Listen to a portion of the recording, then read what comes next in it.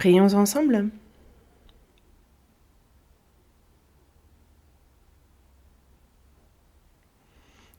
Dieu notre Père, toi qui nous aimes, toi qui es saint et miséricordieux,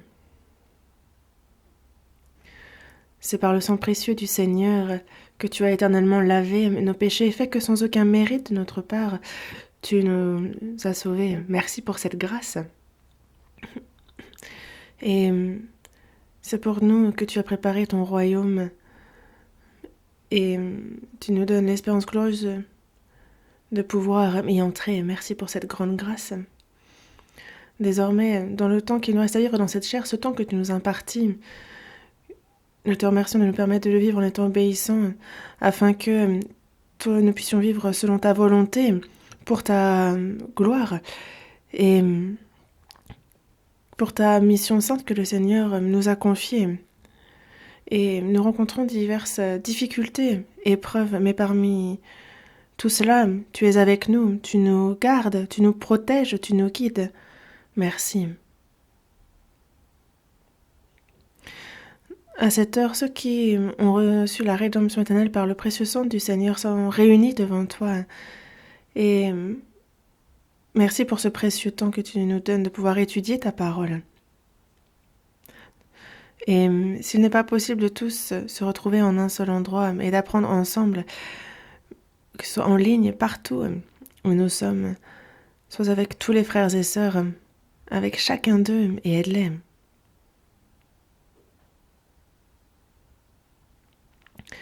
À ceux qui sont dans la faiblesse de la foi, qui sont malades, accorde ta grâce, celle dont ils ont besoin en toutes choses.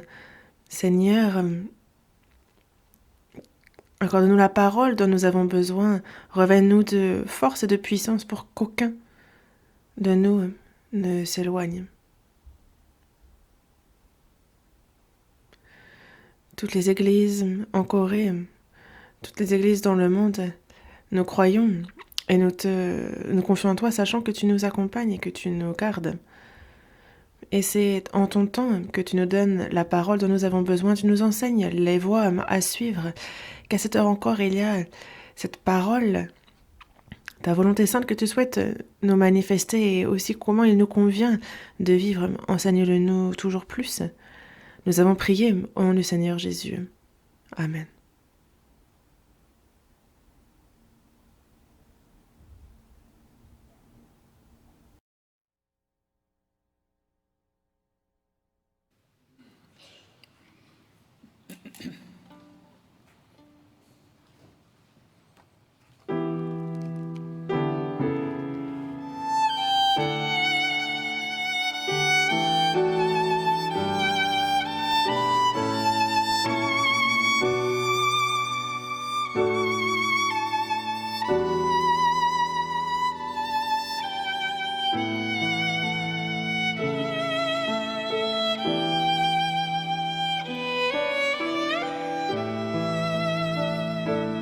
주님 내가 여기 있사오니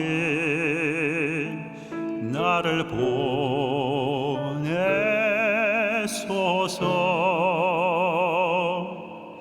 나의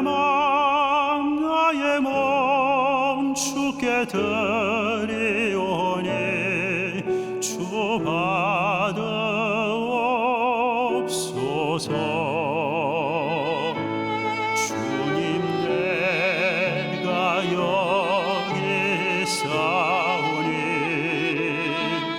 나를 써주소서.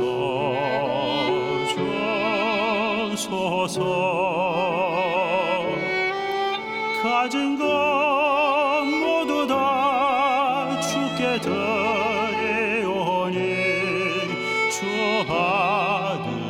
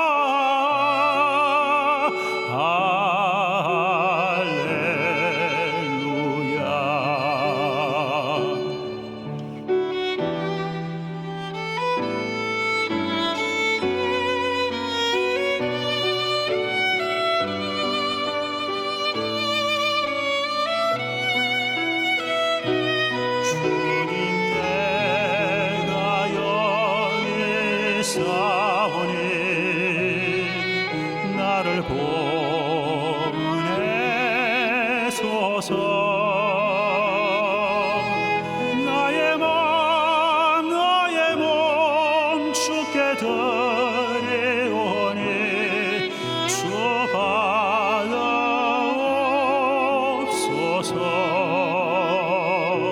주님 내가 여기 있사오니 나를 써주소서.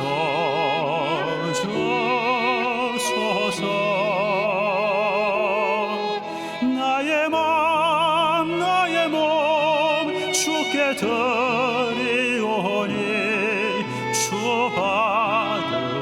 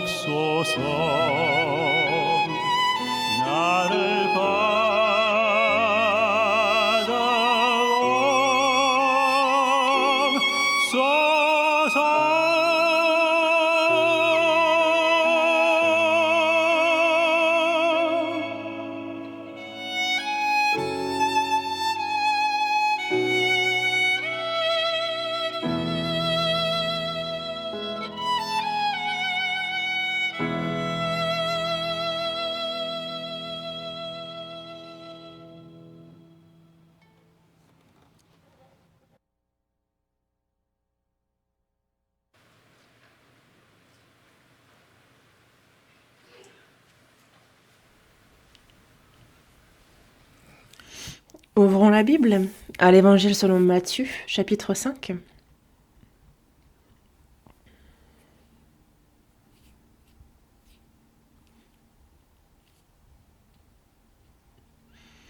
Évangile selon Matthieu, chapitre 5.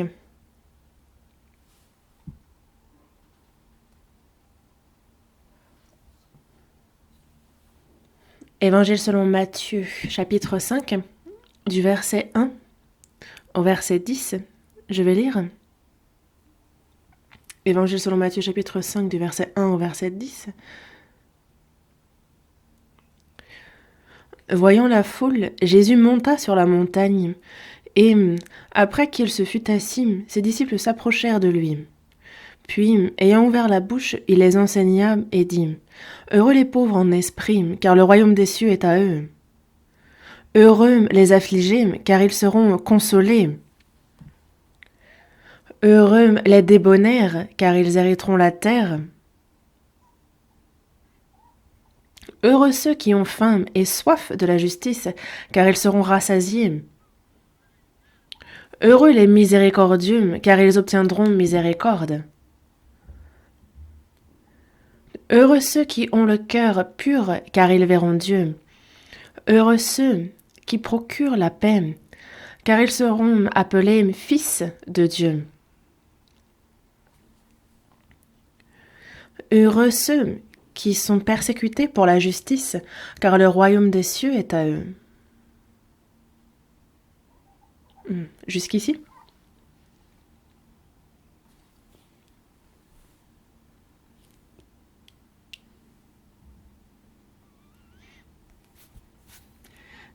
Et c'est vrai que nous sommes toujours limités, mais nous pouvons quand même, une minorité d'entre nous, écouter ensemble, face à face, et je rends grâce et m'en réjouis. Espérons que le plus vite possible, nous puissions tous nous réunir qu'on puisse louer le Seigneur ensemble, prier ensemble, communier ensemble, apprendre sa parole ensemble. Et j'espère ardemment dans ce jour où on pourra tous se réunir. Aujourd'hui, dans la continuité de la dernière fois, nous sommes toujours sur l'Évangile selon Matthieu, chapitre 5, sur les béatitudes, sur les enseignements que Jésus donna sur la montagne. Et nous nous intéressons au bonheur, à ce qu'est être heureux. La semaine dernière, nous avions vu que le bonheur, selon l'homme, et le bonheur que Dieu souhaite donner sont deux choses complètement différentes, nous le savons bien. Et c'est pour cela que le bonheur que le Seigneur, lui, veut nous donner, il faut que l'on sache en quoi il consiste, comment le recevoir également. Et le Seigneur nous en parle en détail. Et donc, j'aimerais que l'on étudie ça ensemble par la parole. Le titre du sermon est la clé du véritable bonheur. La semaine dernière, dimanche, nous avions vu que Dieu commence par dire « Heureux les pauvres en esprit, car le royaume des cieux est à eux. » Et nous en parlions. Les pauvres, cela comprend certes la pauvreté charnelle, mais au-delà de ça, c'est de voir combien est-ce que nous sommes pauvres, nous sommes désemparés, nous sommes misérables spirituellement devant Dieu, concernant aussi notre destin de pécheurs.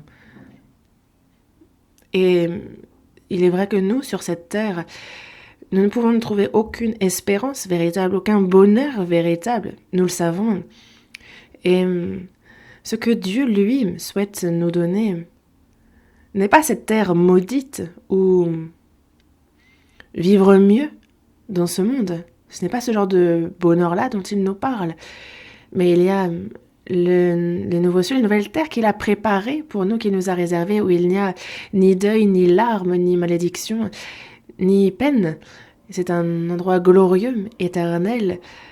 Ce qu'il souhaite nous donner, c'est son royaume éternel. Et à ceux qui désirent, qui espèrent en ce royaume des cieux, ceux qui ont ce désir ardent dans leur cœur, en fait, c'est eux qu'il décrit comme étant les pauvres en esprit. Car la première chose qu'il nous faut faire pour entrer dans le royaume des cieux, pour recevoir cette bénédiction du royaume des cieux, est d'être pauvre en esprit. C'est ce dont je vous parlais la semaine dernière. Le royaume des cieux est à eux. Signifie que de pouvoir entrer dans ce royaume des cieux, en fait, il y a les pauvres en esprit ont le cœur pour recevoir cette grâce, pour entrer dans le royaume des cieux. Aujourd'hui, c'est sur ce verset 4, « Heureux les affligés, car ils seront consolés ». Nous allons y réfléchir ensemble. Dans ce monde, personne ne va dire qu'un pauvre est heureux, et personne n'ira dire que les affligés sont heureux non plus. Dans ce monde, c'est au contraire chaque jour le divertissement, la joie. Ceux qui profitent de ça sont considérés comme étant des gens heureux. Ceux qui roulent dans de belles voitures, ceux qui partent en voyage dans de très beaux lieux, ceux qui regardent des films, ceux qui regardent des émissions à la télévision, qui dansent, qui se divertissent, qui prennent plaisir ou qui rient en regardant des comiques. Et ces choses-là sont ce qu'ils considèrent comme étant le bonheur et ce qui rend heureux. Mais il est vrai que de l'extérieur, on voit que l'homme court après ce qui est toujours plus amusant, plus drôle, plus intéressant. Mais pour quelle raison il poursuit cela? C'est qu'à l'intérieur, il a la peine, la tristesse. Il se sent inférieur, il y a cette anxiété, cette crainte en l'homme. Et c'est pour cela que pour fuir cela, en fait, on peut réfléchir à ça, mais l'homme, cette tristesse interne, cette anxiété, cette crainte, toute cette infériorité, cette peine-là, tout cela, c'est sous le masque du rire qu'il va justement chercher à cacher cette tristesse, cette peine intérieure. C'est ce que je me dis. Dans les Proverbes, chapitre 14, verset 13, il est dit qu'au milieu même du rire, le cœur peut être affligé et la joie peut finir par la détresse. N'est-ce pas? Certaines personnes vont faire...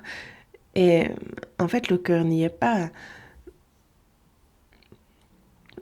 Au milieu même du rire, le cœur peut être affligé.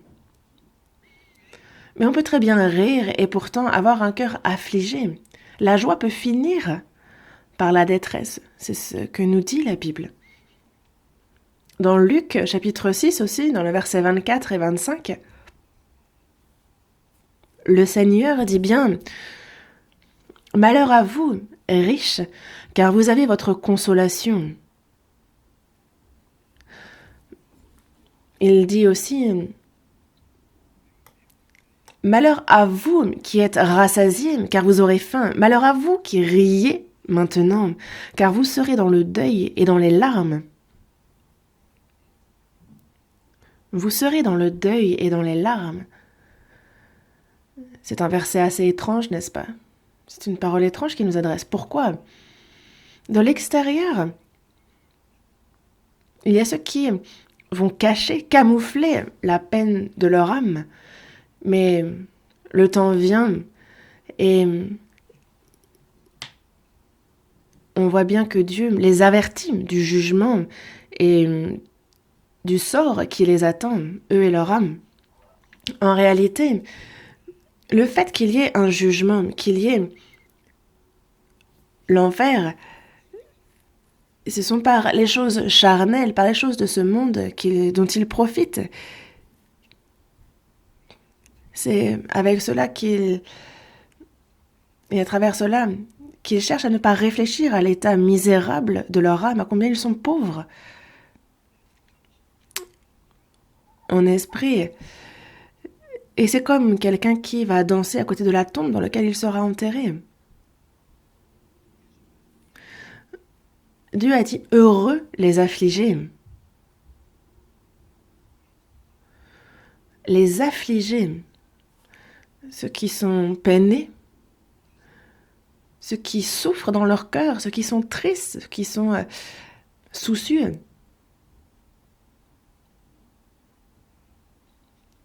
C'est ce que cela signifie. Il y a donc quelque chose qui les attriste, qui les inquiète, qui les fait souffrir dans leur cœur et qui les afflige. Jésus a connu justement aussi le malheur dans ce monde. Mais ce n'est pas quand il regarde, les malheurs qui touchent ce monde. Ce n'est pas pour ça qu'il a dit « heureux les affligés ». Ce n'est pas parce qu'il a vu les gens mourir de faim qu'il a dit « heureux les affligés ». Ce que Jésus dit, c'est celui qui comprend qu'il est pécheur, qu'il est sujet à la fureur, au jugement de Dieu, donc qui en est conscient, qui le sait. Il dit « heureux les affligés », ceux qui sont donc dans cet état. L'homme ne sait pas qu'il est pécheur devant Dieu, un pécheur voué à la perdition.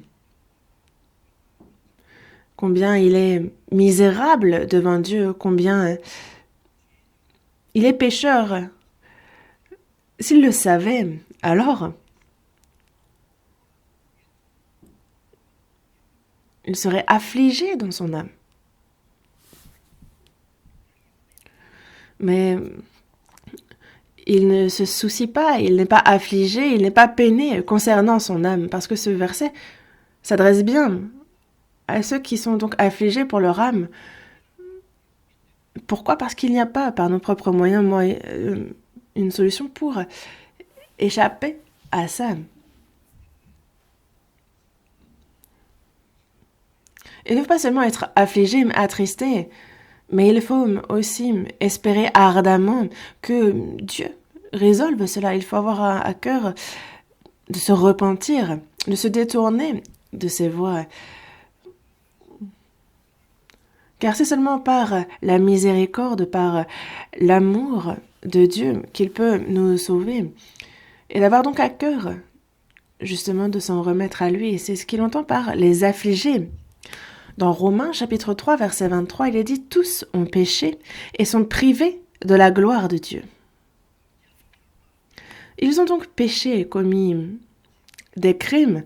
Et il n'a pas dit qu'ils vont directement que ces personnes-là allaient en enfer. Mais pourquoi est-ce que Dieu a dit qu'ils étaient privés de la gloire de Dieu, tous ceux qui ont péché?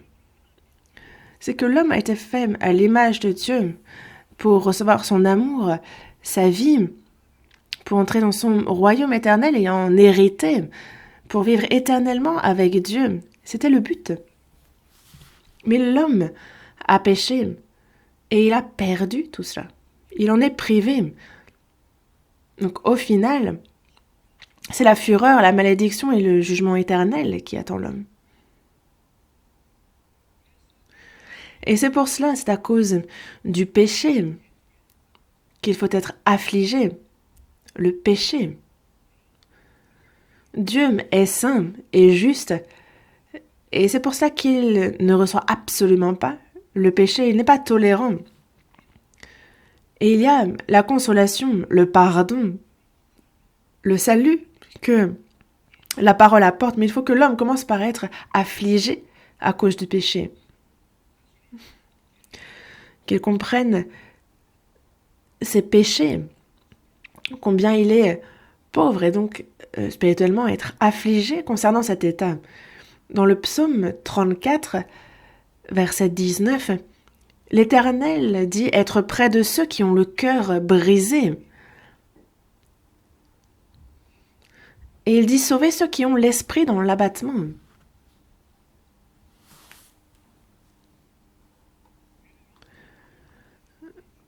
Il dit sauver ceux qui ont l'esprit dans l'abattement. David pécha, se repentit, et dans le psaume 51, dans le verset 19, on voit sa prière. On voit qu'il dit que les sacrifices qui sont agréables à Dieu, c'est un esprit brisé. Ô Dieu, tu ne dédaignes pas un cœur brisé et contrit. Il ne dédaigne pas un cœur brisé et contrit. Car nous péchons et cela nous afflige dans notre cœur, cela nous attriste. Et ce sont eux que Dieu ne dédaigne pas et qu'il pardonne et sauve, comme nous le dit ce verset. Dans Ésaïe, chapitre 55, verset 7, il dit que le méchant abandonne sa voie et l'homme d'iniquité ses pensées, qu'il retourne à l'Éternel, qui aura pitié de lui.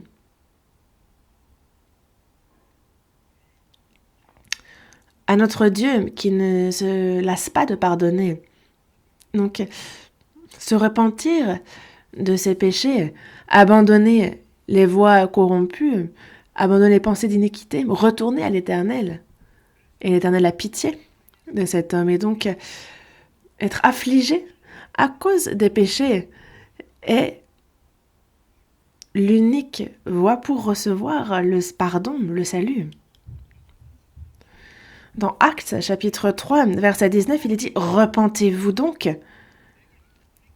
et convertissez-vous pour que vos péchés soient effacés. »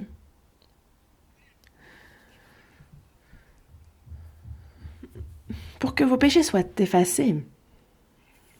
Repentez-vous donc et convertissez-vous pour que vos péchés soient effacés. Alors Dieu vous consolera, vous sauvera, et par cela, vous connaîtrez donc ce jour de joie, comme il nous le dit. Et dans la seconde épître aux Corinthiens, chapitre 7, verset 10, il est dit que la tristesse, selon Dieu, produit une repentance à salut, dont on ne se repent jamais, n'est-ce pas? Tandis que la tristesse du monde, donc toute la tristesse de ce corps qui cherche à mieux vivre, mieux manger, ça produit la mort. Mais la tristesse, selon Dieu, la tristesse quand on est affligé à cause du péché, ça, donc ça nous parle bien de cette tristesse à cause du péché devant Dieu.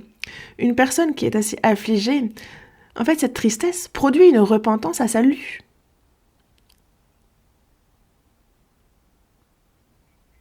Nous, c'est donc des questions auxquelles il faut que l'on réfléchisse sérieusement, que ce soit ceux qui ne sont pas sauvés ou que ceux qui sont sauvés.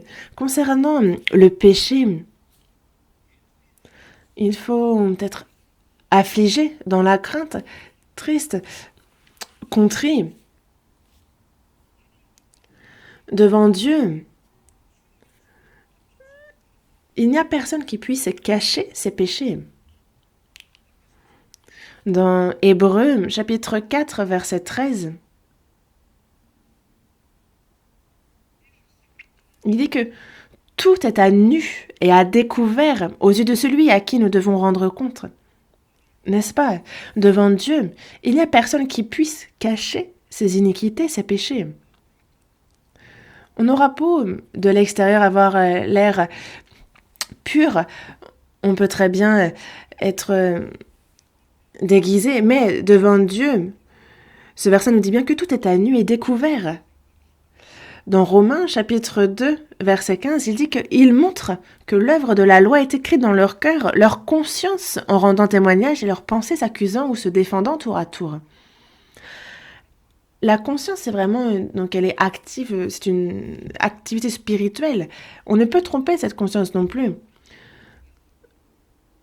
Parce que si jamais, par exemple, on commettait de mauvais actes, elle ne réagirait pas si on pouvait lui cacher quelque chose. Mais lorsqu'un homme pêche, et justement, sa conscience est sensible, et plus il commettra de péché, et cette conscience va s'émousser.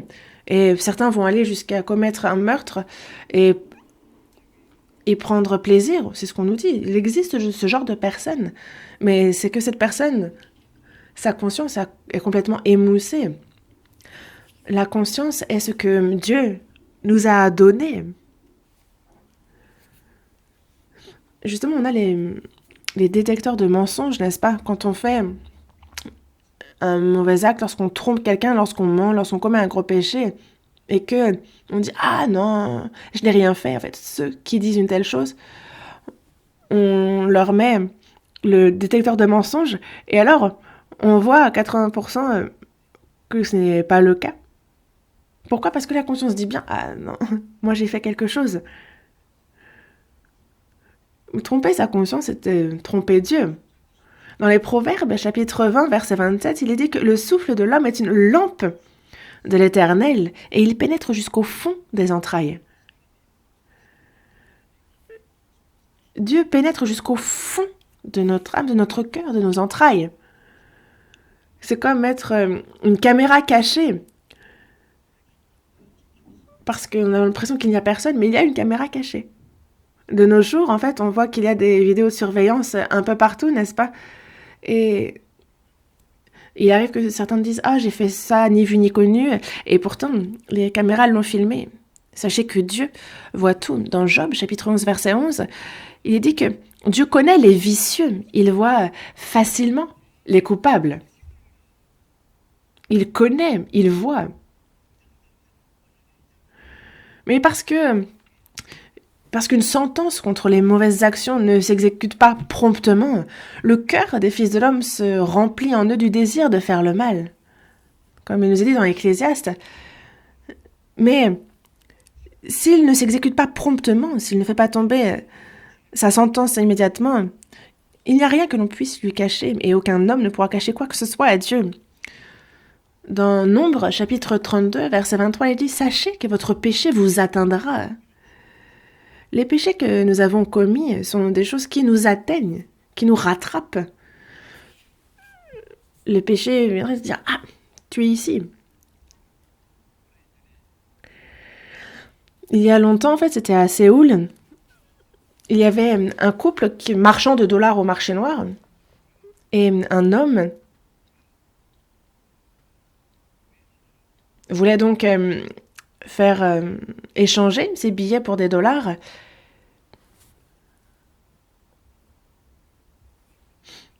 Et il leur a dit donc, apporter l'argent. En fait, on avait ces marchands de dollars au marché noir. Bon, j'ai bien l'impression que c'est quelque chose qui a disparu de nos jours, mais ce couple de marchands de dollars est donc allé voir ce monsieur chez lui.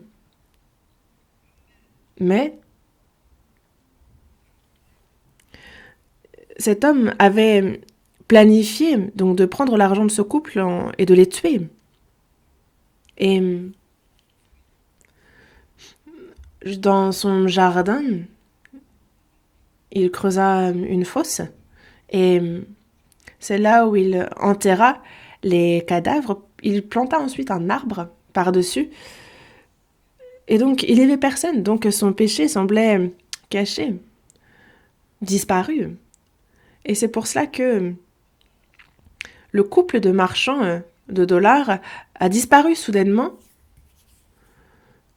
Mais ils semblaient bien morts, mais impossible de les retrouver.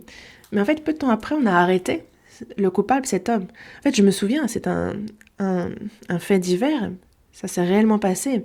En fait, que s'est-il passé, c'est que cet homme, donc ce meurtrier, quand il fermait les yeux, il revoyait la scène. Ça apparaissait dans ses rêves. Et il ne pouvait pas vivre, sa conscience le torturait. Et donc il buvait encore et encore. Et un jour, il était complètement ivre. Et il a dit à ses amis, ah, vous savez, le couple marchand de dollars qui est mort, c'est qui? C'est moi. Et ses amis se sont dit, oh, il raconte encore des âneries. Mais ils ont trouvé ça étrange et donc ont lancé une enquête. Et c'est là qu'ils ont tout découvert. Ils sont allés sur les lieux du crime et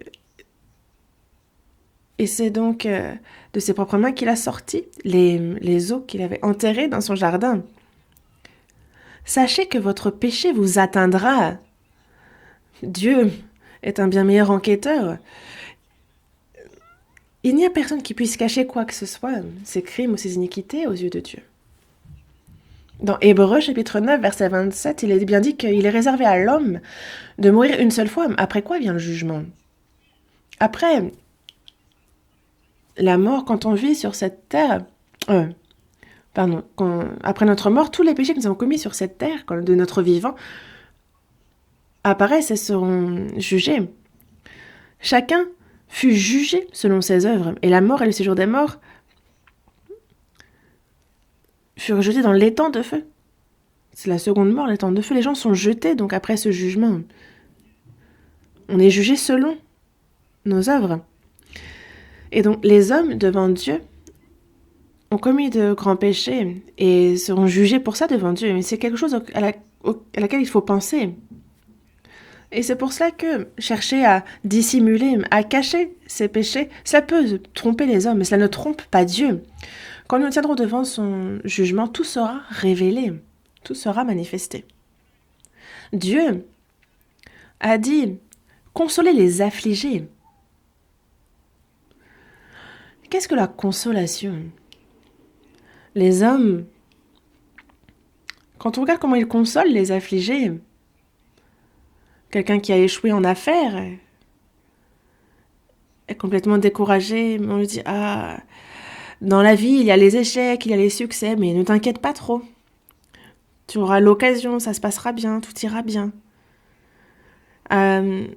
Quelqu'un qui a perdu un être cher, un être qu'il aime, dit « Ne sois pas trop triste, tu sais bien, les hommes, ils vivent et ils meurent. »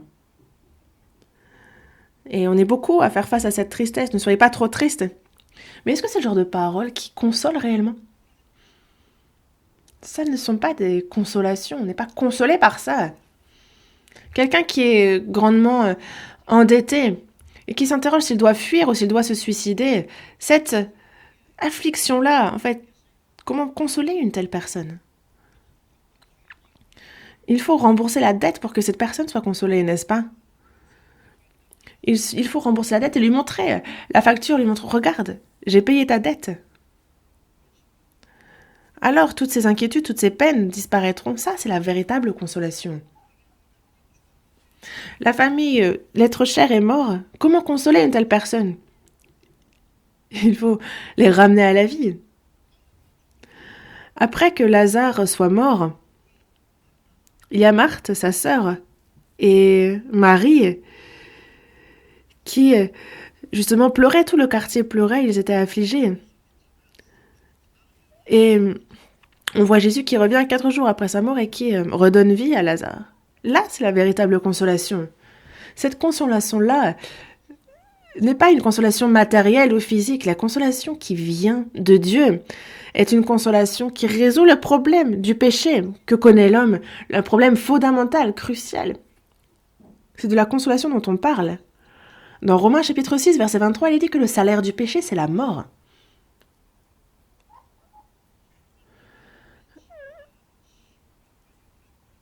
Et comment est-ce que Dieu console un pécheur qui est voué à l'enfer, à la perdition à cause de ses péchés? C'est parce que Jésus, à la place de Dieu, a donc payé le salaire du péché. Il a payé à la place. Le salaire du péché, il est mort. Et donc, parce qu'il a redonné vie à cette âme qui courait à la mort, qui était morte spirituellement, c'est là notre véritable consolation. Dans Éphésiens chapitre 2, versets 4 et 5, il est dit « Dieu, qui est riche en miséricorde à cause du grand amour dont il nous a aimés, nous qui étions morts par nos offenses, il nous a ramenés à la vie avec Christ. Et c'est par grâce que vous êtes sauvés. » Nous, à cause de nos péchés, de nos iniquités, nous étions morts. Mais Dieu a envoyé son Fils unique pour venir consoler les pécheurs. Il est venu pour résoudre le problème du péché et consoler les pécheurs. Ceux qui souffraient, qui étaient affligés à cause de leurs iniquités et de leurs péchés. On ne peut pas être affligé trop longtemps, n'est-ce pas?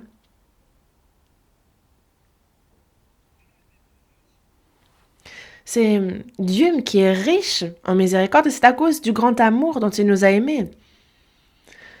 C'est à cause et grâce à cela que Christ est mort sur la croix à notre place et qu'il a éternellement accompli. Payé le salaire, il a payé la rançon. Et nous croyons en cela. Et par sa résurrection, on voit qu'il a brisé l'autorité de la mort. Et quand il fut élevé dans les cieux, il vit donc comme garant, comme témoin du salut qu'il a accompli. Et c'est par la foi en cela que nous sommes donc consolés. Il faut y croire. Il faut que le cœur l'accepte. Jésus est mort, il a ressuscité. Et il a ainsi laissé un témoignage certain. Et il suffit de recevoir ce témoignage, d'y croire. Car continuer à être affligé à cause du péché, alors on se rend bien compte que c'est qu'il n'y a pas eu de véritable repentance. La consolation de Dieu, comme il est dit dans Ésaïe chapitre 40, c'est que « Consolez mon peuple », dit Dieu. « Parlez au cœur de Jérusalem et criez-lui que sa servitude est finie, que son iniquité est expiée, qu'elle a reçu de la main de l'Éternel au double de tous ses péchés. » On peut avoir commis un grand péché et être peut-être condamné à mort, et avoir condamné à une peine lourde, et soudainement, on lui dit « C'est fini, c'est remboursé, tu es gracié. » Alors là, imaginez la consolation que cela apporte à la personne. Consolez mon peuple.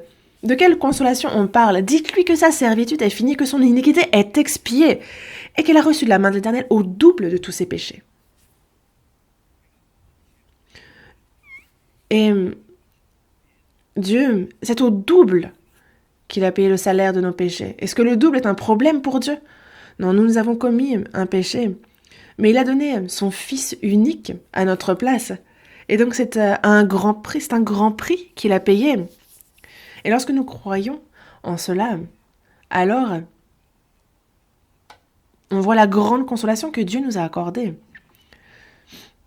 Dans Ésaïe, chapitre 43, verset 25, il est dit « C'est moi qui efface tes transgressions pour l'amour de moi et je ne me souviendrai plus de tes péchés. » Non pas seulement parce que tu me fais de la peine, mais c'est moi, pour l'amour de moi, que j'efface tes transgressions. Quand on regarde ce verset, on a l'impression que, notre salut, c'est pour lui, et on voit combien il est parfait.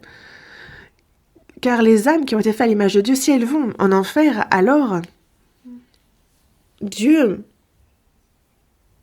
serait attristé. Car Satan aurait fait tomber les plans de Dieu. Mais ça ne peut pas arriver, n'est-ce pas? Car c'est pour sa gloire, c'est pour son but qui nous a sauvés. C'est moi qui efface cette transgression pour l'amour de moi et je ne me souviendrai plus de tes péchés. Quand on comprend cela, alors tous les problèmes sont résolus. Dans Ésaïe chapitre 44, verset 22, il dit « J'efface tes transgressions comme un nuage et tes péchés comme une nuée, reviens à moi, car je t'ai racheté. » Reviens à moi, car je t'ai racheté. Et racheter, c'est avoir payé le prix, le salaire du péché. Et dès qu'on comprend cela, alors on voit vraiment la consolation que Dieu nous a donnée. Dans le psaume 103, verset 12, il est dit « Autant l'Orient est éloigné de l'Occident, autant il éloigne de nous nos transgressions. » L'Orient et l'Occident sont éloignés l'un de l'autre. Alors on voit à quel point il a éloigné de nous nos transgressions. Dans Apocalypse, chapitre 1, verset 5, il est dit qu'à celui qui nous aime, qui nous a délivrés de nos péchés par son sang. C'est par ce sang-là qu'il nous a délivrés, qu'il nous a lavés. Et c'est par le précieux sang du Seigneur qu'il nous a éternellement lavés de nos péchés. Dans Matthieu, chapitre 9, verset 2, il nous est dit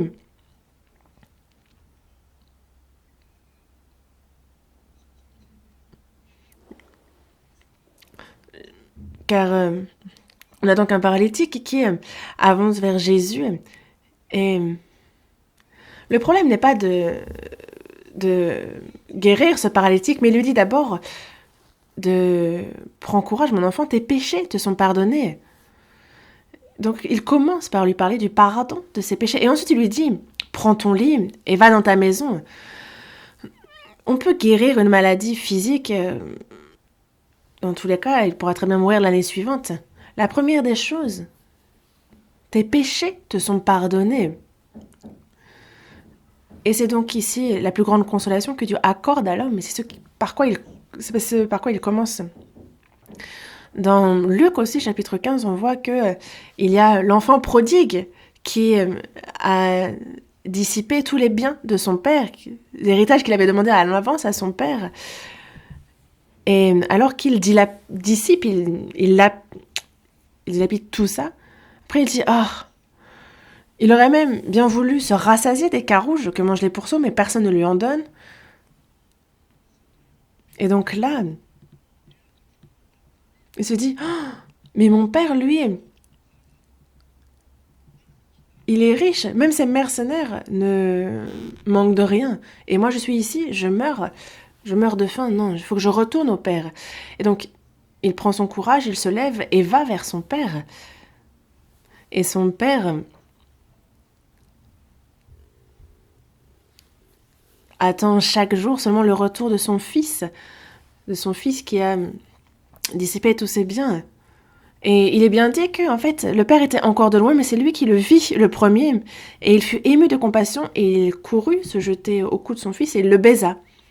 Et le fils dit à son père « J'ai péché, j'ai vraiment péché contre toi, contre le ciel. Je ne suis plus digne d'être appelé ton fils. Je n'en suis plus digne. Mais prends-moi comme un mercenaire, comme un serviteur. » Et le père lui dit « Mais mon fils, mais tu es toujours avec moi et tout ce que j'ai est à toi. Mais sache que justement, en fait, tu étais perdu, mais tu es revenu tu as été retrouvé. Tu étais mort, mais tu es revenu à la vie. Et donc, il ne faut pas faire du surplace, il faut revenir à l'Éternel. Judas Iscario a livré Jésus pour 30 deniers. Et sa conscience l'a tellement torturé qu'il a rendu ces 30 deniers, rendus au sens où il les a jetés, et tellement torturé par sa conscience, il s'est suicidé. Et c'est justement par culpabilité qu'il se suicide ainsi. Jésus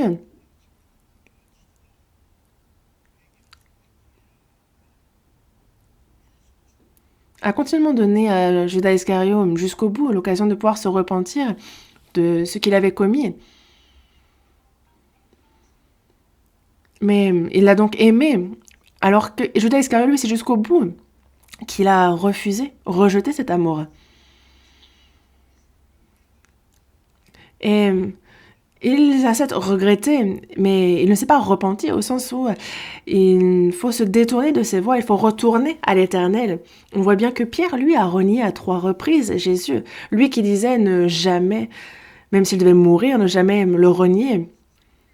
Il a dit ça, alors que le coq chanta 3 fois et il avait déjà renié.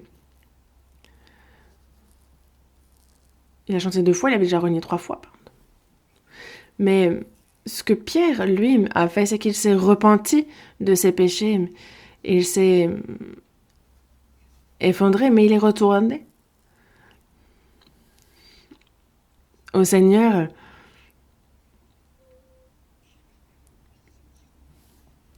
Et justement, en fait,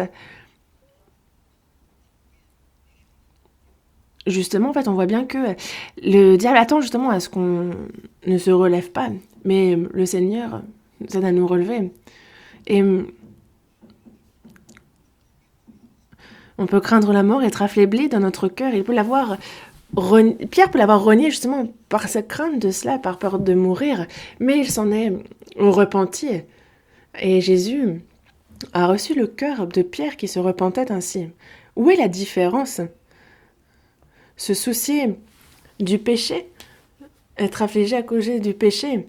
Et c'est vrai que quand on regarde dans les églises de nos jours, il y a ceux qui se lèvent à l'aube, qui vont aller prier. Certains vont monter sur la montagne pour prier. Et c'est quelque chose que j'ai beaucoup pratiqué aussi.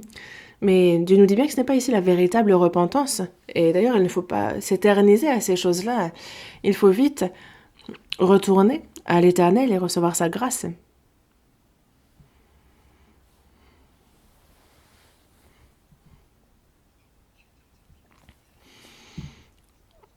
Dans Matthieu, justement, on voit bien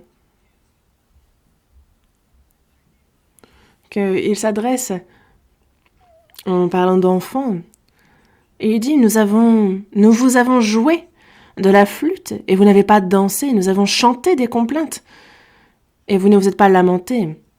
On joue de la flûte. Quand on entend des mélodies entraînantes, alors soi-même on va danser, on va entrer dans la danse, comme on dit, rejoindre cette ambiance. Mais nous avons joué de la flûte et vous n'avez pas dansé. Nous avons chanté des complaintes et vous ne vous êtes pas lamentés. Alors qu'il faudrait être affligés ensemble, mais vous ne vous êtes pas lamentés. Qu'est-ce qu'il nous dit dans ce verset ? Jean-Baptiste est fils de souverain sacrificateur et pourtant, à l'époque, il a fui Jérusalem remplie de religieux et de sacrificateurs corrompus. Et c'est dans le désert qu'il vécut. Il se nourrissait de sauterelles et de miel sauvage. En criant la repentance. Il se cassait la voix en disant « Repentez-vous, repentez-vous ». Il disait « Le temps est accompli, le royaume de Dieu est proche, repentez-vous et croyez à la bonne nouvelle ». Et le peuple, les publicains justement, en fait, allaient vers Jean-Baptiste et recevaient le baptême de la repentance. Et Jésus, dont rendait témoignage Jean-Baptiste, ils ont cru en lui comme étant le Seigneur qui sauve. Mais les pharisiens, les docteurs de la loi, les scribes, eux, ne furent pas baptisés du baptême de la repentance de Jean-Baptiste et ont rejeté Jésus. Les religieux, les scribes, les pharisiens, quand ils voyaient Jean-Baptiste crier à la repentance, alors ils disaient « Ah, il est fou! Quel fou !» Jésus était proche des pécheurs, il mangeait avec eux, il s'adressait aux pécheurs. Et donc, en voyant, ils ont critiqué Jean-Baptiste, disant qu'ils étaient amis. Mais eux n'ont pas su se repentir. Lorsque l'on prêche sur le péché, on leur prêche la bonne nouvelle, ils ne se réjouissent pas non plus. C'est un peu comme certains serpents. On pourra très bien jouer de la flûte et ils ne vont pas danser. Pourtant, certains serpents ne dansent pas comme ça.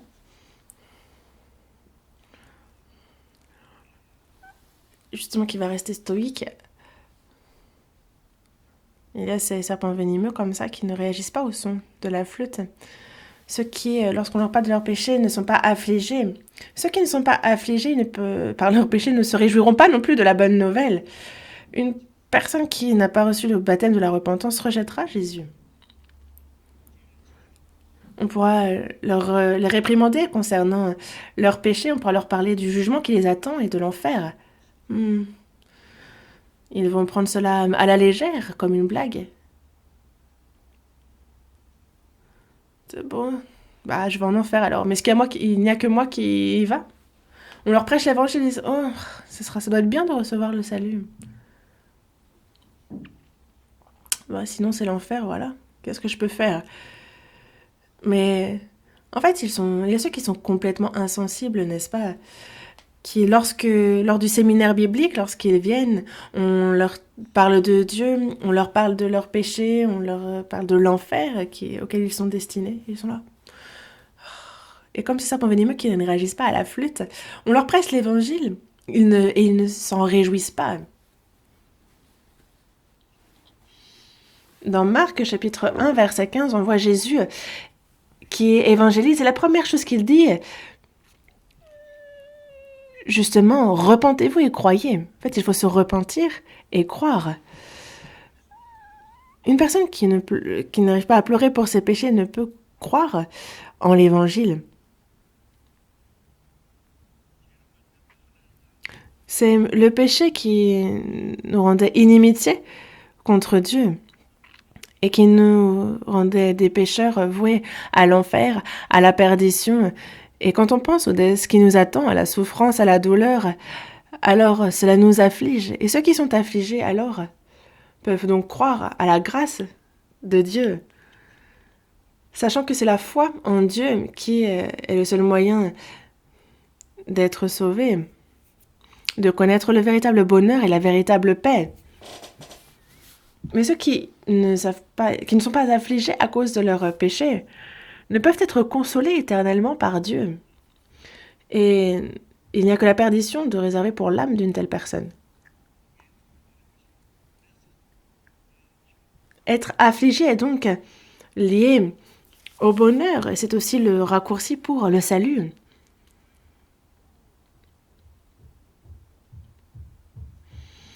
Dans Romains, chapitre 2, versets 4 à 5, il est dit « Méprises-tu les richesses de sa bonté, de sa patience et de sa longanimité, ne reconnaissant pas que la bonté de Dieu te pousse à la repentance ? Mais par ton endurcissement et par ton cœur impénitent, tu t'amasses un trésor de colère pour le jour de la colère et de la manifestation du juste jugement de Dieu. » Dieu a miséricorde pour le pécheur, il est patient et attend que chaque pécheur se repente, mais Dieu qui est riche en bonté, qui est patient, qui a de la longanimité, il y a l'endurcissement dans le cœur des impénitents qui justement se disent non, je ne croirai pas. Mais que faire de telles personnes? Il n'y a rien à faire. C'est la fureur, le jugement de Dieu. Vraiment, c'était quelqu'un qui s'amasse un trésor de colère pour le jour de la colère et la manifestation du juste jugement de Dieu. Dans le psaume 7, dans les versets 13 et 14, il est dit que si le méchant ne se convertit pas, alors Dieu aiguise son glaive, il bande son arc et il vise Il dirige sur ce méchant des traits meurtriers. Il rend ses flèches brûlantes. Si le méchant, si l'homme ne se convertit pas, s'il ne se repent pas, alors Dieu aiguise son glaive. On n'est pas jugé parce qu'on a beaucoup de péchés, mais parce que l'on ne se repent pas. Déjà, justement, il dirige des traits meurtriers vers les hommes. Il a déjà la corde tendue et il ne reste plus qu'à lâcher pour que ce trait meurtrier vienne toucher les méchants. Il rend ses flèches brûlantes.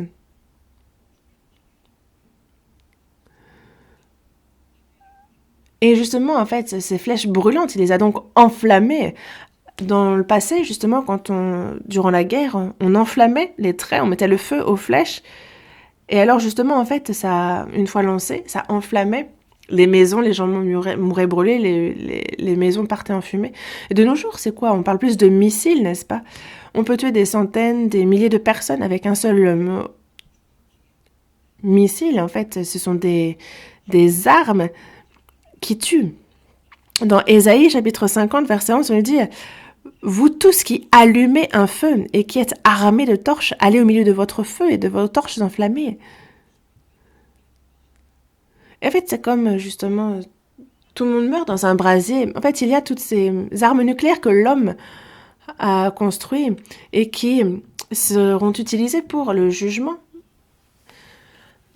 des hommes à la fin. Dans la seconde épître de Pierre, chapitre 3, verset 6-7, on nous parle justement que le monde périt à l'époque du déluge. Il périt submergé par l'eau. Mais en fait, c'est désormais les cieux et la terre et sont gardés réservés pour le feu, pour le jour du jugement et de la ruine des hommes impies. Car il ne juge plus par les eaux, mais c'est désormais par le feu. C'est pour le feu qu'il réserve la terre. Mais d'ailleurs, il n'y a pas besoin de faire tomber le feu du ciel. Les hommes ont créé les propres armes qui les tueront. Justement, c'est pour ça qu'il nous dit bien que justement, en fait, il a fait que les hommes allument un feu, qu'ils sont armés de torches, et que c'est au milieu de votre feu et de vos torches enflammées qu'ils mourront. Et donc, nous connaissons bien le jugement qui attend ceux qui ne se repentent pas, n'est-ce pas? Celui qui ne se repent pas, justement, Dieu a bien dit qu'il visait déjà ces traits enflammés pour le cœur de cette personne. Certaines personnes disent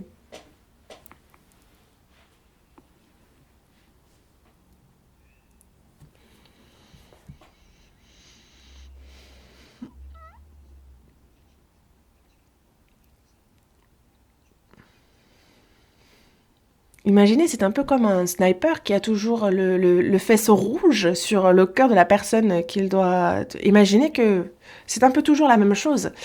Dans Jean chapitre 3, verset 36, on nous dit aussi que celui qui croit au Fils a l'éternel, mais celui qui ne croit pas au Fils ne verra point la vie, mais la colère de Dieu demeure sur lui.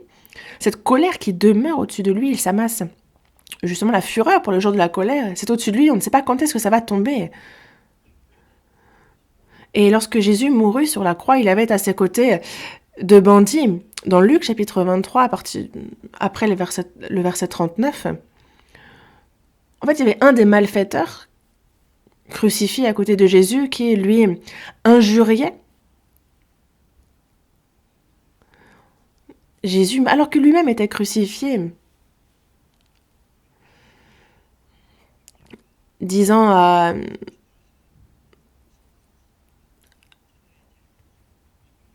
Il a très bien entendu Jésus qui priait Dieu de pardonner aux pécheurs. Et il se disait, mais c'est qui cet homme? Pourquoi, justement, alors qu'il est en train de mourir, pourquoi prie-t-il pour le pardon, pour le salut de ceux qui l'ont crucifié? Qui est-il? Et il a certainement entendu parler de ce que prêchait Jésus à cette époque. Il en a entendu parler, les rumeurs concernant cela. Et alors qu'il l'insultait, après, on voit qu'il a eu la crainte pour le Seigneur, pour Dieu. Crainte du jugement qui l'attendait. sachant bien que la mort n'était pas la fin, mais qu'il y avait bien l'enfer et qu'il l'attendait après la mort. Ça, il l'a compris sur la croix. Alors que l'autre malfaiteur, lui, disait à, disait à Dieu, mais n'es-tu pas le Christ? Sauve-toi toi-même, mais sauve-nous. Si tu es vraiment le Christ, fais-nous descendre. Et donc ces deux hommes étaient au départ, tous deux l'injuriaient, mais l'autre a bien dit, moi je suis ici, je l'ai mérité, j'ai commis les crimes qui m'ont crucifié, mais lui est innocent. Et donc lui, justement, craignait Dieu désormais. Il ne savait plus comment faire. Il y avait donc la crainte de ce jugement, de cette perdition qui l'attendait, mais l'autre malfaiteur à ses côtés, en fait, justement, il le reprend en lui disant « Ne parle pas ainsi ». Et il s'adresse ensuite à Jésus en lui disant « Quand tu entreras dans ton royaume, souviens-toi de moi ». Et c'est certainement celui qui a le plus réjoui Jésus qui était sur la croix. Car il y a bien une joie lorsqu'il y a quelqu'un qui se repent. Et ça a certainement permis à Jésus de supporter cette souffrance, si ce n'est de l'oublier même un instant. Ce soir, tu seras avec moi au paradis. Celui qui, justement, est allé au paradis juste après sa mort, le premier sauvé, qui fut le sauvé en laps de temps le plus court possible.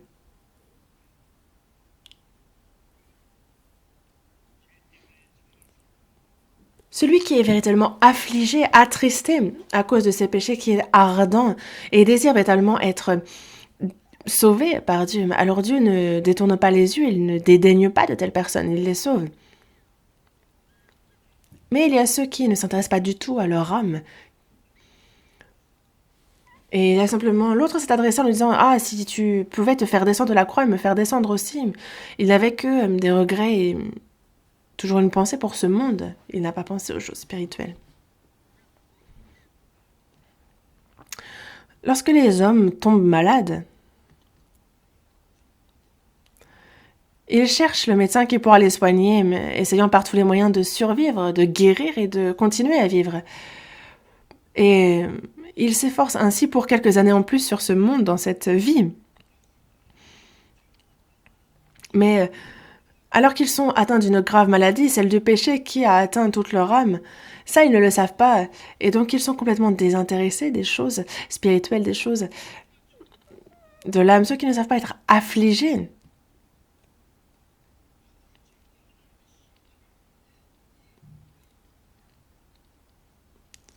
Ceux qui ne font même pas semblant d'écouter lorsqu'on leur parle du péché, du jugement. Ceux qui, justement, rejettent cette grâce qu'il leur est donnée gratuitement. Alors que le Seigneur qui les sauve est à leur côté. Alors que justement, par exemple, sur la croix, on voit le malfaiteur, le bandit qui a pourtant commis des crimes et qui fut sauvé. À ses côtés de malfaiteurs, mais aux réactions bien différentes. Certains disent justement oh, j'ai déjà du mal à avoir de quoi manger, alors bon, l'éternité, la vie, tout ça, on verra plus tard. On voit bien combien l'homme est insensé. Dans Luc, chapitre 18, après le verset 9, on nous parle de la prière d'un pharisien et d'un publicain. Le pharisien, lui, justement, lève les yeux, lève les mains, disant, il prie en lui-même et dit « Dieu, je te rends grâce de ce que je suis, non pas comme le reste des hommes, qui sont ravisseurs, injustes, adultères, ou même comme ce publicain. Moi, je ne fais pas de telles choses. Je ne suis vraiment pas comme ce publicain. Merci, je rends grâce. Je rends grâce. » Mais le publicain, lui, éloigné, lui, il se tenait à distance, il n'arrivait même pas à lever les yeux au ciel, mais il se frappait la poitrine et il disait « Dieu, sois apaisé envers moi, qui suis un pécheur. Alors que le pharisien, lui, priait en lui-même, il levait les bras, il rendait grâce, disant qu'il jeûne 2 fois, qu'il donne la dîme. Mais, par exemple, le publicain, lui, il ne dit même pas j'ai fait ci, j'ai fait ça, il dit juste je suis un pécheur. Dans tous les cas, je suis pécheur. Vous connaissez John Bunyan qui a écrit Le Voyage du pèlerin. Et il a dit justement être un tas de péchés. Non pas seulement un pécheur, mais un tas de péchés. La seule chose qu'il demande, c'est sois apaisé envers moi. On peut avoir des fois cette demande vis-à-vis d'autres personnes, n'est-ce pas? Si il y a il faut que Dieu soit apaisé, il faut que Dieu nous pardonne pour que nous-mêmes nous soyons pardonnés et que nous entrions dans son royaume. Mais il est bien dit que celui-ci, donc c'est le publicain qui descendit justifié dans sa maison plutôt que l'autre. Et c'est à lui que la grâce fut accordée, car c'est la plus grande des arrogances possibles que de considérer que l'on est juste. Dieu dit bien qu'il humilie ceux qui s'humilient.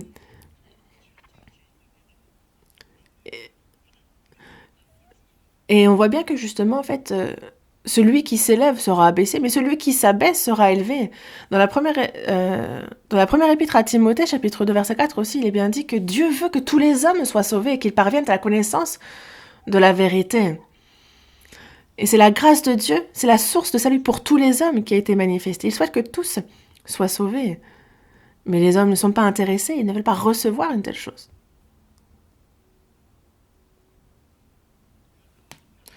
Lorsque nous faisons le séminaire biblique, on parle de Dieu, on parle de la Bible, on parle de la véracité de celle-ci, du péché, de Jésus-Christ et de l'amour de Dieu et de sa grâce qui ça a été manifestée à travers Jésus-Christ. Les gens écoutent ça et disent et ça s'arrête là. Imaginez combien il serait beau de voir que tous ceux qui écoutent sont sauvés. Mais la Bible dit bien que la étroite est la porte, resserrée est le chemin qui mène à la vie, et il y en a peu qui les trouvent. Il dit aux petits troupeaux de ne point craindre. C'est un petit troupeau. La porte est étroite, le chemin resserré. J'étais en partie en Mongolie, à Ulaanbaatar, pour évangéliser. Et j'ai visité une famille.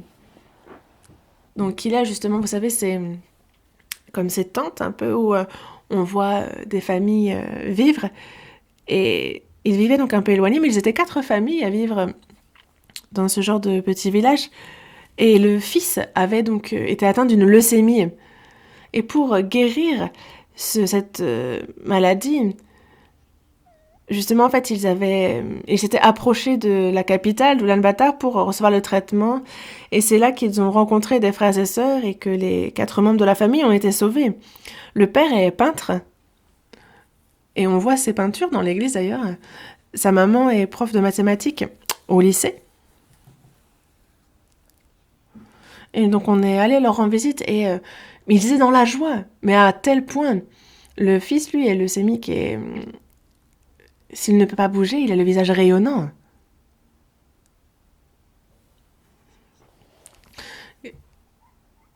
Car même s'il ne peut pas bouger, en fait, il a quand même ses mains actives et donc il peut faire des choses. Mais ils ne nous ont pas demandé de prier pour la guérison.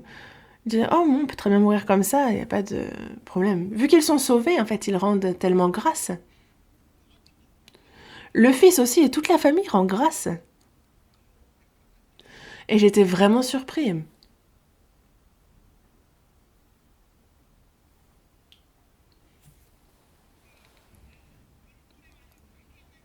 Et c'est parce qu'ils ont connu cette épreuve qu'ils ont cherché à être guéris, qu'ils sont approchés de la capitale et qu'ils ont connu les frères et sœurs, qu'ils ont pu être sauvés. Jour de joie, le jour où le Seigneur a lavé mes péchés. C'est ce jour-là qui est le jour de joie. Et eux aussi, ils ne sont pas attristés à cause de la maladie, de la mort. Désormais, ils ont été complètement consolés par l'Éternel. Et donc, une chose désormais qu'il faut que nous nous comprenons, c'est qu'il nous faut aussi réfléchir à combien est-ce qu'il faut que le chrétien lui-même soit aussi attristé, affligé vis-à-vis du péché. Les chrétiens aussi, à cause des péchés qu'ils commettent en tant que chrétien, il arrive que le chrétien lui-même soit affligé. Et il arrive qu'il faut que l'on soit affligé. Seconde épître aux Corinthiens, chapitre 7. Seconde épître aux Corinthiens, chapitre 7.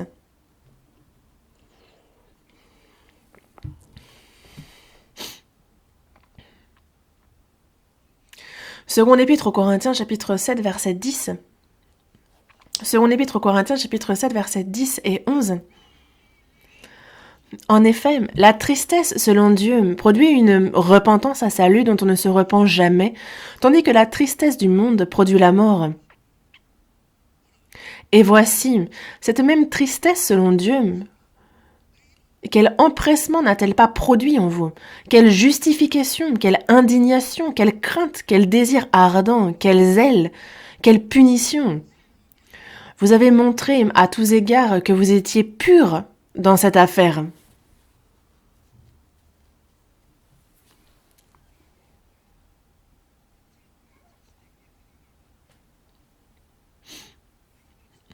Ces versets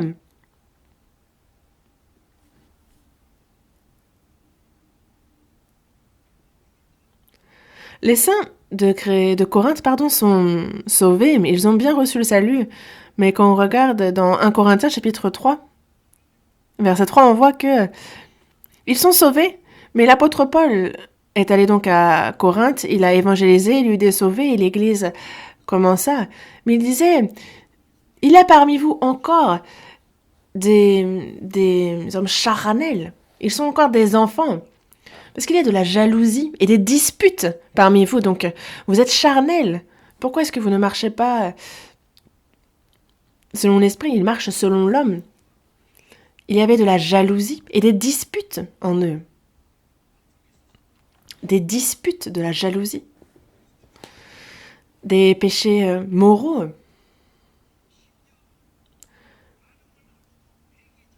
Ils allaient même jusqu'à commettre l'adultère sans s'en repentir et ils recevaient cela même très bien. Les saints de Corinthe avaient en leur sein des péchés qui n'étaient pas acceptables, surtout en tant que chrétiens. Et l'apôtre Paul, ce remarquable apôtre qui les évangélisa, ils le jugèrent, le critiquèrent. Ils sont tombés dans l'orgueil.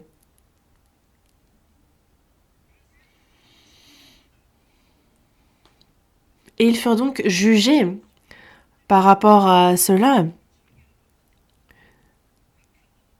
Et on voit justement qu'il y avait parmi eux beaucoup de malades, de pauvres, parce que justement ils sont châtiés vis-à-vis de cela. Certains étaient faibles, certains étaient malades. Pour certains, en fait, il peut arriver que Dieu châtie même en pouvant tuer la personne.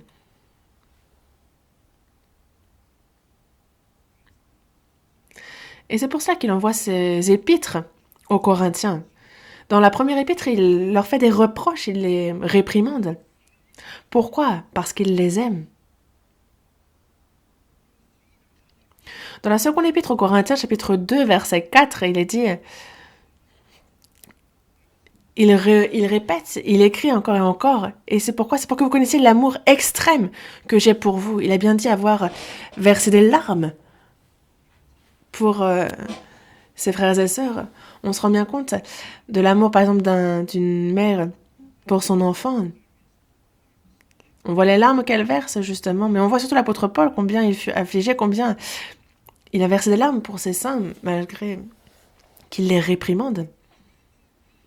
Les saints de Corinthe ont écouté la parole, ont connu leurs péchés, ils se sont repentis, ils se sont humiliés, ils se sont affligés. Et c'était vraiment comme il est dit dans les versets, c'est une tristesse selon Dieu qui produit une repentance à salut. Et ça ne nous parle pas d'être de nouveau sauvés, mais ce n'est surtout du cœur qui change, de la vie qui change. Ce n'est pas la repentance pour le salut qui, elle, est une foi. Vraiment, la tristesse selon Dieu, être attristé selon sa volonté. Après notre salut, il nous arrive de ne pas vivre notre vie de foi comme on devrait. Et alors, c'est une tristesse selon Dieu que l'on connaît. Les saints de Corinthe se sont repentis sincèrement et s'en sont détournés. Et c'est pour cela que on voit, vous avez montré à tous égards que vous étiez purs à cette affaire parce que on voit combien ils ont été attristés selon Dieu. Ils ont vraiment cherché ensuite Dieu. Et on voit quel empressement, quelle justification, quelle indignation, quelle crainte. Et justement, ils se sont examinés, ils ont vu. Quelle indignation aussi.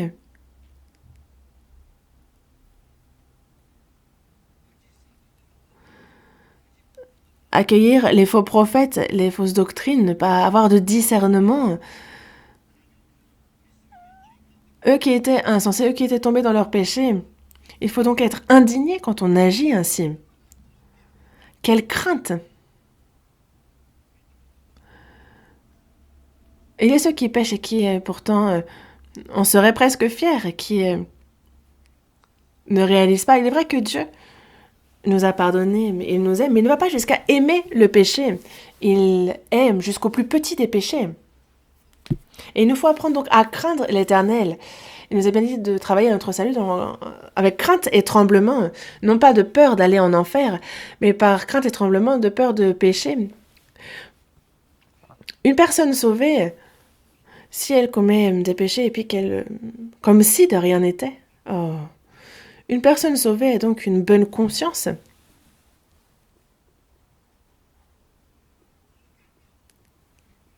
Quelle crainte, quel désir ardent. On leur a prêché l'évangile et à ceux qui les ont aimés. Et l'apôtre Paul, justement, en fait, ils avaient désormais, vis-à-vis de lui, qui a pris soin d'eux, qui les a peut-être réprimandés, mais que c'était par amour. Il avait désormais un désir ardent pour eux.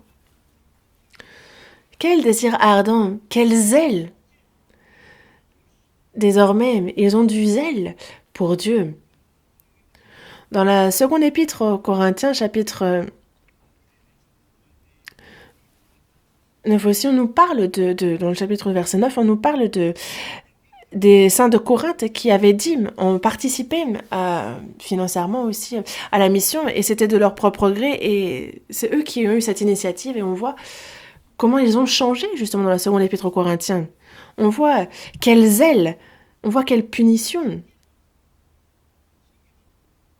Ils ont bien vu qu'ils avaient été châtiés.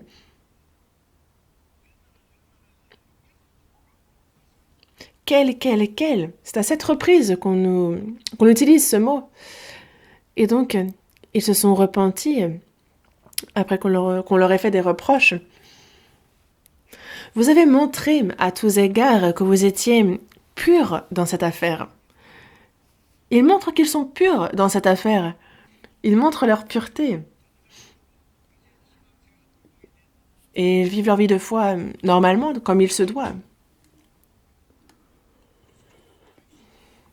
David, le roi d'Israël, a péché devant Dieu. Et lorsque le prophète Nathan lui reproche ce crime, on voit à quel point il s'est repenti, combien il fut affligé au point de pleurer. Il se repent, ne mange point, et on voit Dieu lui pardonner ce péché.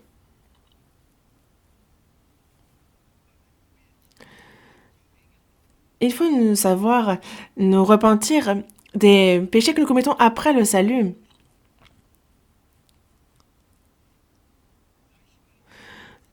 Si David ne s'était pas repenti, alors il aurait certainement été tué comme le roi Saül. En Allemagne, il y a donc le comte Zinzendorf, vous connaissez, n'est-ce pas? Cet homme a certes compris la grâce de Dieu, il est sauvé, mais après son salut, on a l'impression qu'il n'avait pas su comment vivre en tant que chrétien.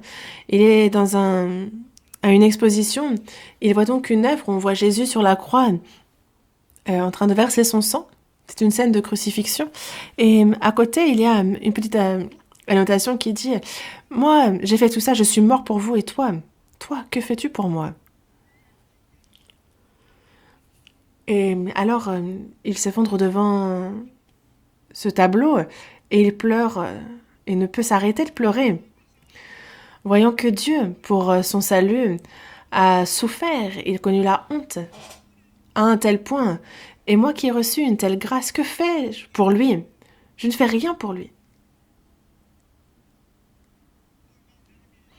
Une personne sauvée, si elle... Est-ce qu'elle peut se vanter de simplement ne pas faire le mal comme les gens de ce monde? Non, mais il faut aller plus loin, il y a un pas à faire. Car il est bien dit que celui qui sait ce qui est bien et qui ne le fait pas commet un péché. Une personne qui ne sait pas rendre à l'Éternel ses bienfaits, qui ne sait pas rendre grâce, qui pour le salut des âmes ne sait pas non plus ce qu'il faut qu'il fasse. Une personne qui se dit sauvée et qui est égoïste et égocentrique, est-ce que ça tient, ça? C'est un péché que de ne pas aimer les frères et sœurs, que de juger les frères et sœurs, de les haïr. C'est quelqu'un qui vraiment est devenu orgueilleux. Et concernant une vie qui n'est pas digne d'un chrétien, il faut savoir être affligé concernant cela. Alors on peut recevoir une plus grande grâce de Dieu, on est pardonné. Dans Apocalypse, chapitre 2, dans les versets 4 et 5, on voit l'église d'Éphèse, une église exemplaire, qui pourtant, on lui dit « Ce que j'ai contre toi, c'est que tu as abandonné ton premier amour. Souviens-toi donc d'où tu es tombé, repens-toi et pratique tes premières œuvres, sinon je viendrai à toi et j'ôterai ton chandelier de sa place, à moins que tu ne te repentes. » L'église d'Éphèse est la première des 7 églises d'Asie qui est citée. À un moment, vivant bien leur vie de foi, ils étaient zélés. Mais ce que j'ai contre toi, c'est que tu abandonnas ton premier amour, cet amour du Seigneur, cet amour qui nous pousse justement à savoir comment rendre à l'Éternel ses bienfaits, à vivre pour les frères et sœurs, à vivre pour le Seigneur. Cet amour pur, alors cet amour-là s'est éteint.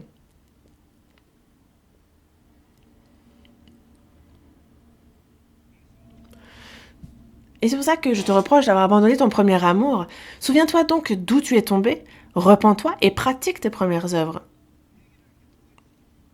La repentance, il y en a deux. Il y a celle comme de l'enfant prodigue, cette repentance une fois dans la vie fondamentale qui revient au Père de se repentir et de croire à l'évangile. Ça, c'est une fois. Et il y a ensuite cette repentance qu'il nous faut faire chaque jour concernant les péchés que l'on commet dans notre vie en tant que chrétien. Lorsqu'on ne vit pas comme il se doit en tant que chrétien, une personne qui reste de marbre, qui n'est pas affligée par les péchés qu'elle commet ou qui n'en est pas attristée, alors il faut savoir qu'une telle personne sera constamment châtiée. Et d'ailleurs, Dieu peut aller jusqu'aux extrêmes avec une telle personne. À travers la parole, il nous réprimande. Et quand vous écoutez les sermons aussi, quand vous lisez la parole, elle vous reprend, n'est-ce pas? Toute écriture est inspirée de Dieu et utile pour convaincre, pour corriger, n'est-ce pas? Pour nous reprendre aussi, pour nous convaincre. Certains écoutent la parole et... est-ce qu'ils sont là en observateur de la parole? Voir si la parole est bien prêchée ou non. Est-ce que c'est la position qu'ils ont?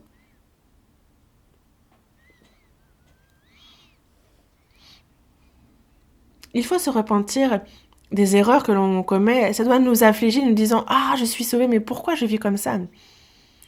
Il faut être attristé, affligé, demander de l'aide à Dieu, demander le pardon à Dieu, demander qu'il nous soutienne. Une personne qui a reçu un si grand pardon, comment est-ce qu'ils peuvent ne pas pardonner les frères et sœurs ou justement répondre avec émotion ou critiquer, juger les frères et sœurs et ne pas pouvoir les pardonner? Ça, c'est un grand péché. Lorsqu'on se repent et que l'on revient à lui, alors il nous accorde de plus grandes grâces. Dans Jacques, chapitre 4, verset 4, il dit bien « Adultère que vous êtes, ne savez-vous pas que l'amour du monde est inimitié contre Dieu? Celui donc qui veut être ami du monde se rend ennemi de Dieu. » Qu'est-ce que s'approcher du monde? C'est être adultère. C'est donc être inimitié contre Dieu. Obéir à la parole, aimer le Seigneur. Et une personne qui à cela préfère le monde, qui est plus attaché, qui s'en rapproche, une telle personne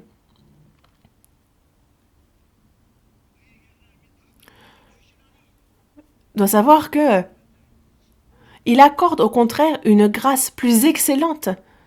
C'est pourquoi l'Écriture dit Dieu résiste à l'orgueilleux, mais il fait grâce aux humbles. À qui fait-il grâce? Il fait grâce aux humbles, à ceux qui se repentent, à ceux qui reviennent à lui. Alors il y a beaucoup de grâce qu'il réserve aux humbles. Mais celui qui résiste, justement, qui ne se repent pas, qui ne revient pas à lui, alors il ne peut pas recevoir les grâces que Dieu souhaite lui donner. Alors qu'il donne grâce pour grâce. Est-ce que la grâce du salut est une grâce qu'il nous réserve? Non, il y en a tant qu'il nous réserve aussi pour après notre salut.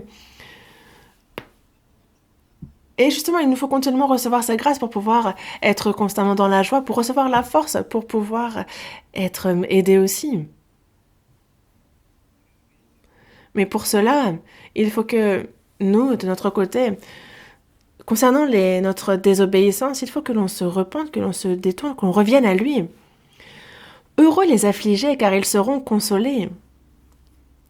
La consolation, c'est de recevoir le pardon. Et il nous dit bien qu'il nous accorde de bien plus grandes grâces. Et les chrétiens aussi doivent continuellement se repentir, se retourner à l'Éternel, se détourner de leur voie. Dans la seconde épître à Timothée, chapitre 4, verset 10, on voit que durant un moment, on a Démas qui lui évangélisa un temps avec l'apôtre Paul, mais il l'a abandonné par amour pour le siècle présent. Lot aussi est rentré à Sodome et Gomorrhe en abandonnant Abraham. Démas, lui, marchait avec les apôtres un temps pour la prédication de l'évangile, mais il abandonna l'apôtre Paul par amour pour le siècle présent. Il est parti pour Thessalonique. Qu'il soit sauvé ou non, ça, on ne peut pas... Parce que certains, par exemple, des fois, on ne sait pas trop, mais certains reviennent après, on ne sait pas. Mais il y a ceux qui sont certes sauvés, mais dont leur cœur sont complètement dans le monde, et c'est quelque chose pour lequel il faut se repentir. Alors seulement, il y a vraiment la consolation de Dieu et de plus grande grâce qu'il accorde. C'est pour ça qu'il y a le bonheur que Dieu me souhaite nous donner. Dans Matthieu, chapitre 5, en fait, en lisant ce chapitre, je me suis dit, je me soucie de savoir comment bien en parler. J'ai bien écrit le bonheur des chrétiens, mais je n'ai pas pu écrire tout ce que je voulais. Concernant... c'est un peu comme des marches, un escalier vers le ciel. Et il y a ces 7 marches, ces 7 bonheurs. Et on peut dire jusqu'à 8, mais c'est un peu comme les 7 marches d'un escalier qui mènent au ciel. Et c'est une à une